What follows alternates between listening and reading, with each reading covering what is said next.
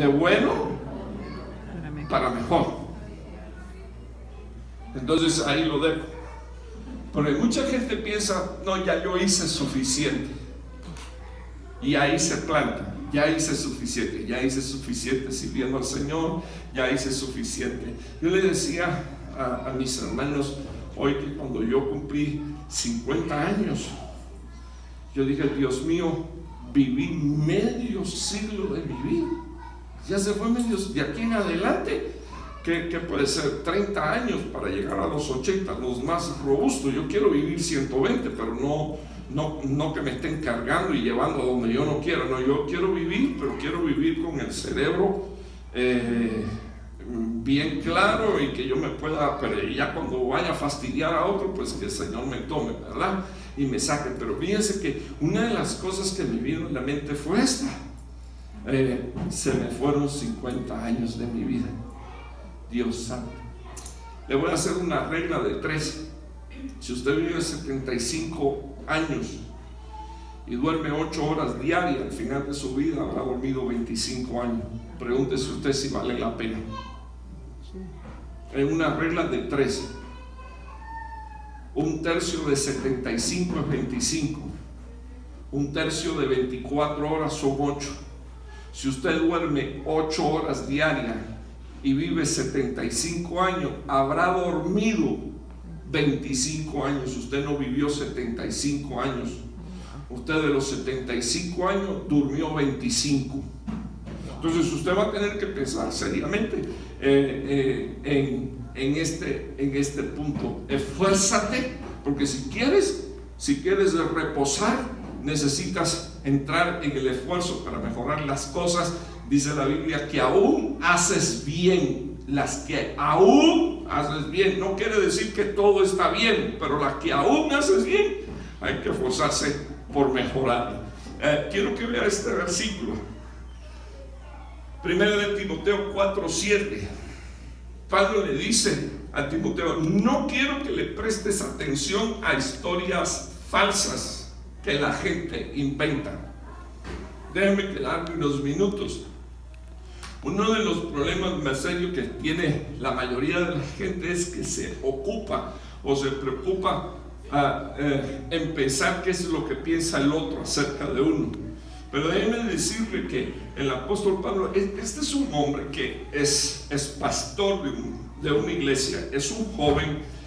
Su mamá y su abuela eran 2 mujeres extraordinarias en fe. Lo levantaron, lo criaron en el evangelio, pero luego después Pablo lo toma y lo adopta como un hijo espiritual y un hijo ministerial. Entonces Pablo le dice a Timoteo: no quiero que le prestes atención a historias falsas, no las admitas, deséchalas.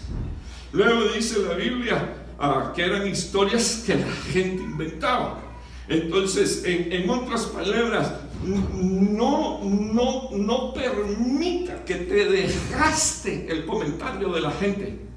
No permita que te desgaste, la gente te desgaste con sus historias, con sus cuentos, con sus engaños, con sus mentiras. Entonces le dicen: más bien. Y fíjense, hermano, era un pastor. O sea, y yo cuando miro eso, digo, porque, de nuevo, la gente aquí es tan santa que ya debería estar con el Señor, pero lo que yo pastoreo, fíjense que a mí el Señor me habló el año pasado a través de un mensaje que dio el hermano Fernando a la iglesia, y en ese mensaje él hablaba de los parásitos. Yo no sé, tú estabas, yo no sé si tú te acuerdas de aquel mensaje de los parásitos que entran en el cuerpo y le chupan la fuerza a la gente, porque el parásito vive del alimento del cuerpo. Y entonces la persona empieza a decir: qué mal me siento, y el Señor me habló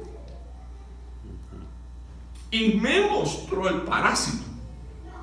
Me mostró que mi mente estaba cargado con una persona que estaba tratando de dividir la iglesia, y yo estaba medio agotado, medio agobiado con aquella situación, y parecía que yo tenía paz, pero yo no dejaba de pensar en él, en vez de poner el problema en las manos del Señor. Entonces es impresionante, hermano, cómo es que Pablo le dice a Timoteo, que es un pastor: no permitas que venga la gente y se vuelvan parásitos y te desgasten tus fuerzas con mentiras, con conversaciones que no son fructíferas. Quiero que me oiga, el que tenga oído, oiga. Amén.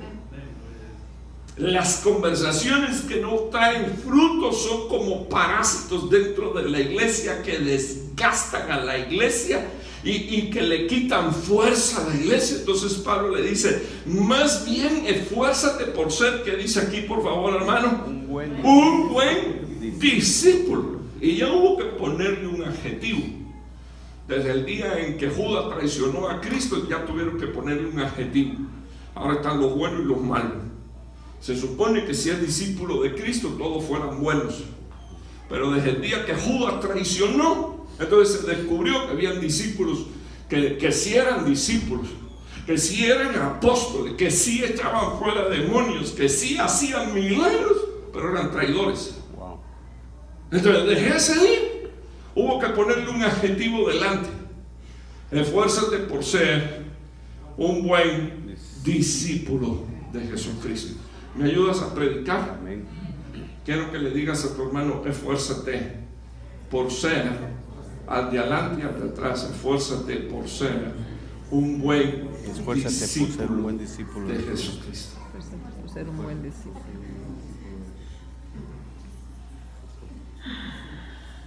Por ser un buen. ¿Quieres no reposar? Ponte a escucharle chisme a la gente, historias inventadas, falsas. Amén. ¿Quieres que tu alma no tenga descanso? Empieza a oírle las falsedades a los que dicen que son, pero no son. Amén. Si quieres entrar en el reposo, vas a tener que decirle al Señor: Padre, cubre mi vida. Amén. Ponme bajo la sombra de tu palabra. Dame la gracia de poder discernir los espíritus. Dame la gracia de entender con qué propósito se acerca y me habla o me dice o me comenta. Escúcheme, yo no conozco su vida, pero estoy seguro que esta palabra el Señor me la dio. Amén. Usted me está oyendo. Déjeme decirle algo. Yo estoy seguro que más de una persona dentro de la familia del pastor se ha preguntado por qué el accidente de Pablo. ¿Y por qué? Pues déjenme explicarle algo. Una gente, los propios discípulos del Señor Jesús llegaron y le preguntaron al Señor: imagínese usted, un ciego, y viene y le dicen al Señor: ¿quién pecó? ¿Este o sus padres? Y el Señor dijo: ni este ni sus padres. Ahora, yo sé que evidentemente los dos habían pecado, pero lo que Dios le está, sí, porque en naturaleza humana y carnal, ¿quién no peca?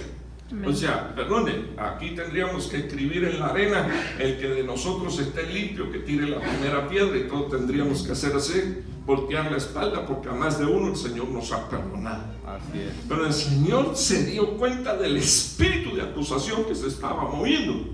Entonces, ¿quién pecó? ¿Este o su padre? Hablando, por supuesto, de los pecados generacionales.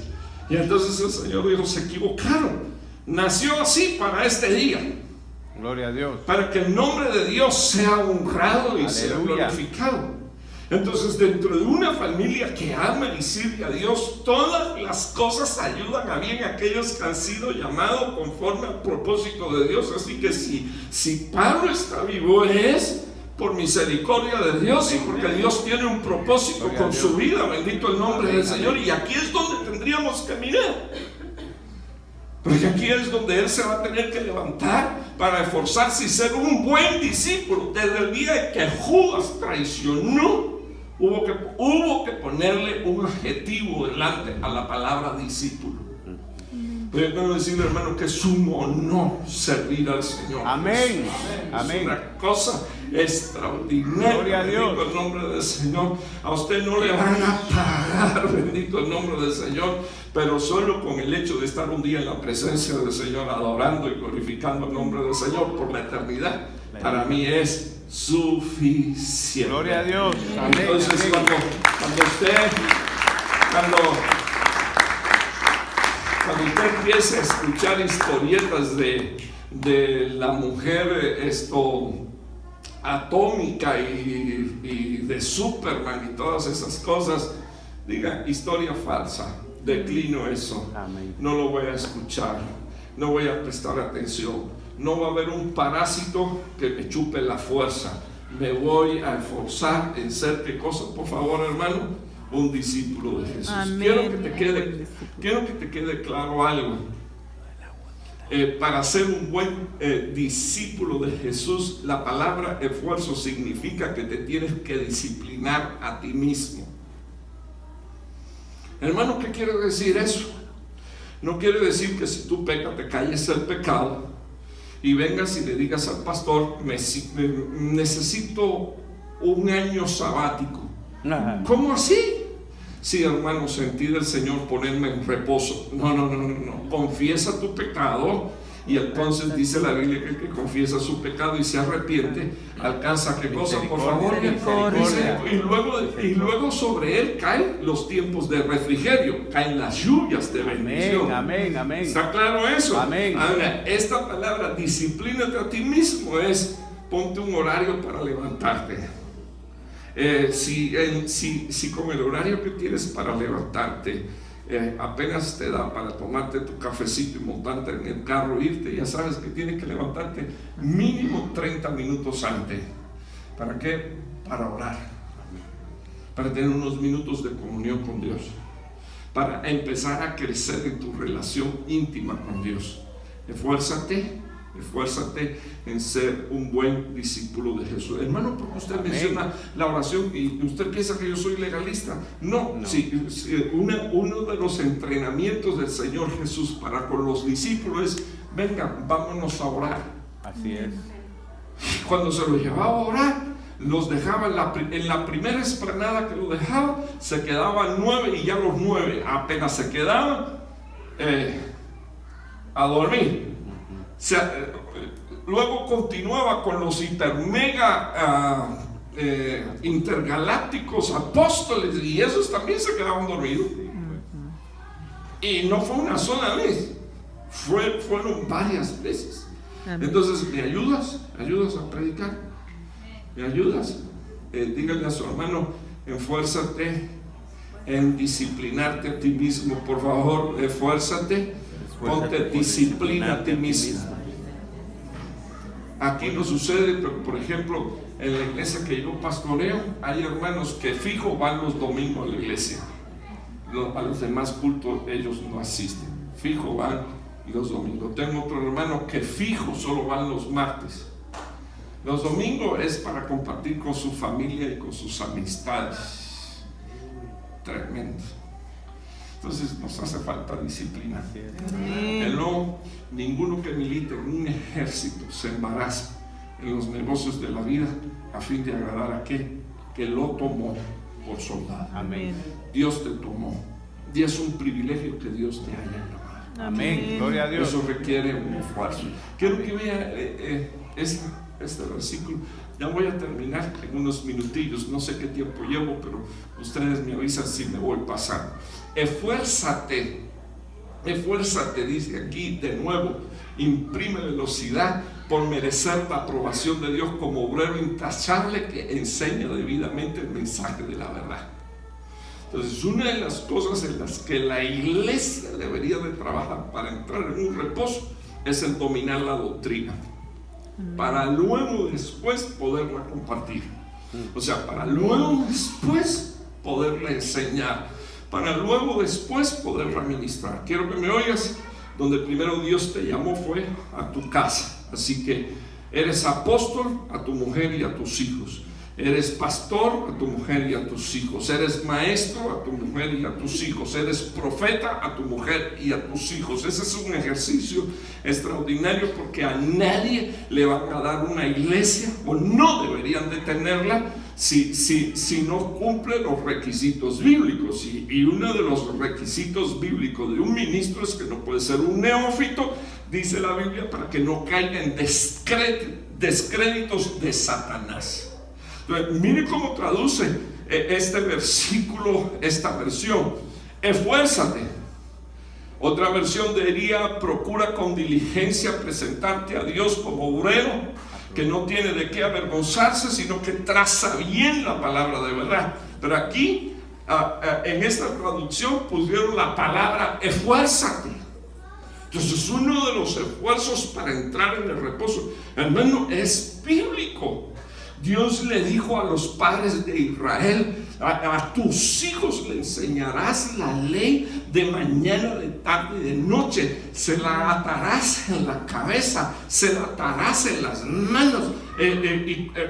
Las fiestas, hermano, las fiestas judías, tus hijos te van a preguntar. Y cuando tus hijos te pregunten por qué estás celebrando la Pascua y por qué estás celebrando la fiesta de los panes sin levadura, le vas a decir: porque un día éramos esclavos en Egipto y Dios nos sacó y nos liberó. Gloria a Dios, amén. Entonces yo quiero que usted se dé cuenta qué cosa es lo que pasa aquí ahora.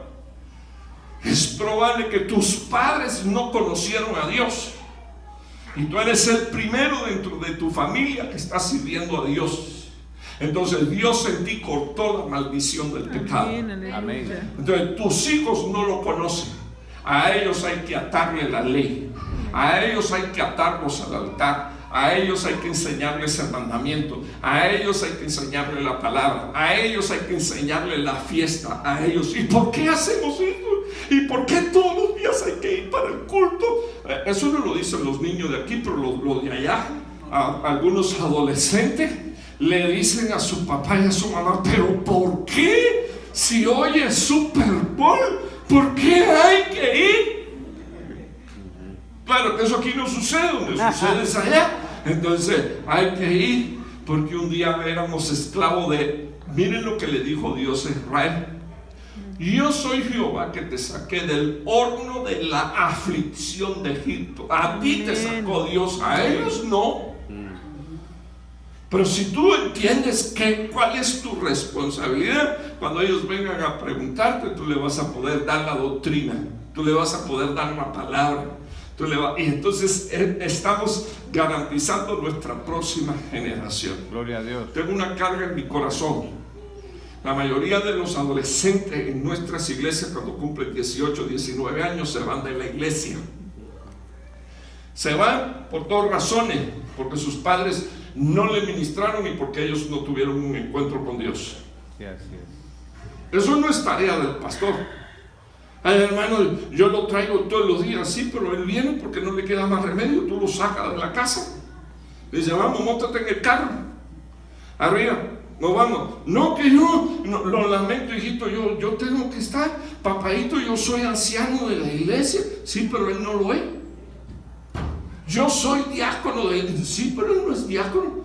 No, pero vámonos que... O no, hoy sí no me puedo quedar porque hoy me toca servir. Sí, pero a mí no. Entonces, ¿saben cómo se resuelve eso? Teniendo un encuentro con Dios. Pero también, cuando tú eres el ministro que te esfuerza, bendito el nombre del Señor, por merecer, que dice aquí, por favor, hermano, la aprobación de Dios. Buen siervo, en lo poco me fuiste fiel. En lo poco que sería tus 5 hijos, tus 3 hijos, tus 2 hijos. En lo poco me eres fiel, en lo mucho te pongo. Cuando menos te lo espera, ahí está Dios con una promoción para tu vida. Gloria a Dios. Amén. Pero si quieres entrar en reposo, te tienes que forzar en ganarte aprobación de Dios, no de hombres, de Dios.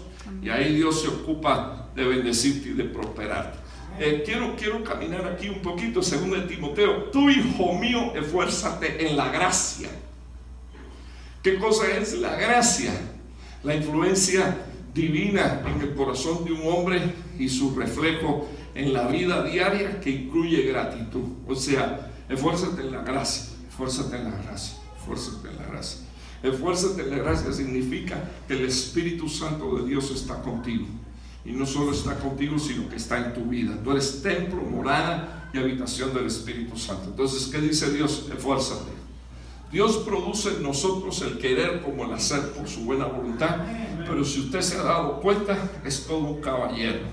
O sea, fíjense si es todo un caballero, que Jonás tenía que ir a Nínive y sacó boletos para Tarsis.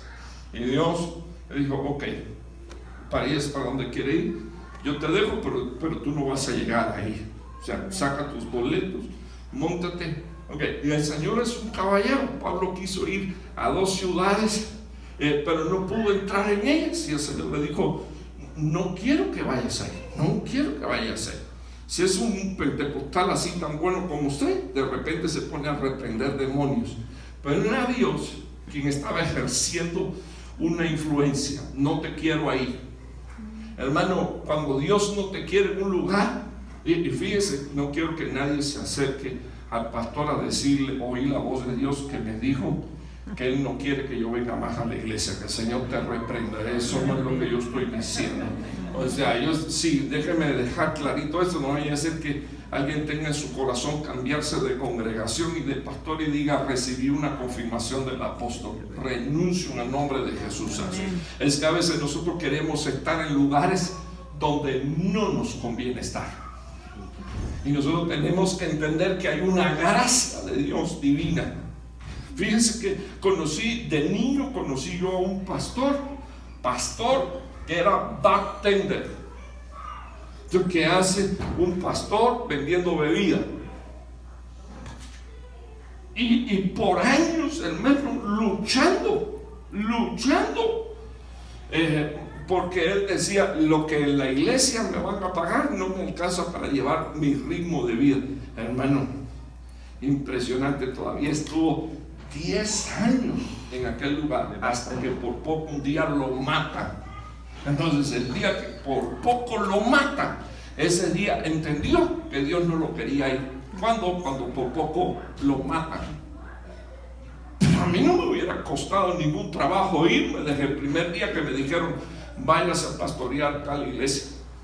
Así es.